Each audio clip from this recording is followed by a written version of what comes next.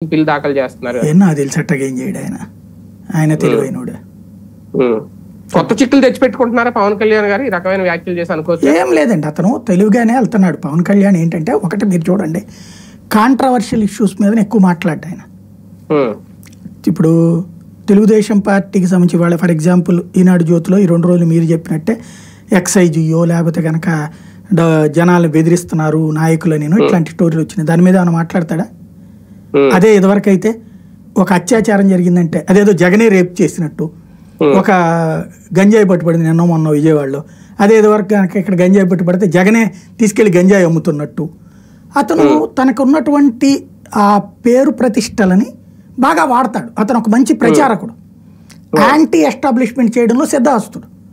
ఒకప్పుడు చంద్రబాబు మీద చేసిన యాంటీ ఎస్టాబ్లిష్మెంట్ చంద్రబాబు దిగడానికి కారణమైంది, ఇప్పుడు జగన్ దిగడానికి కారణమైంది.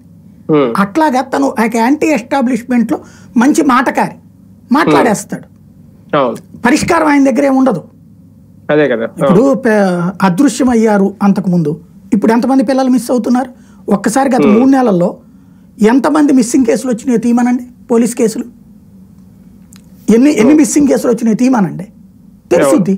ఇదివరకు అన్ని జగనే తీసుకెళ్లి అమ్మాయిలు పడుకోబెట్టాడు అన్న టైప్లో వాలంటీర్లు పడుకోబెట్టాడు, జగన్ చేస్తున్నాడు వైసీపీ వాళ్ళందరూ. ఇప్పుడు ఎవరు పడుకోబెడుతున్నారు, ఎవరు తీసుకెళ్తున్నారు?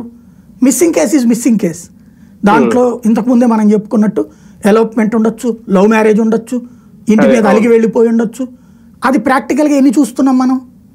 కాబట్టి అతను ఆ రోజున ఆ దాన్ని విషంగా మలచడంలో సక్సెస్ అయ్యాడు. అంటే ప్రతిపక్షంలో ఆయన అలా మాట్లాడేశారు, ఇప్పుడు అధికారుల నుండి మాట్లాడడం చర్చ అవుతుంది. అదే కదా, అందుకని అది చేస్తూ ఇటు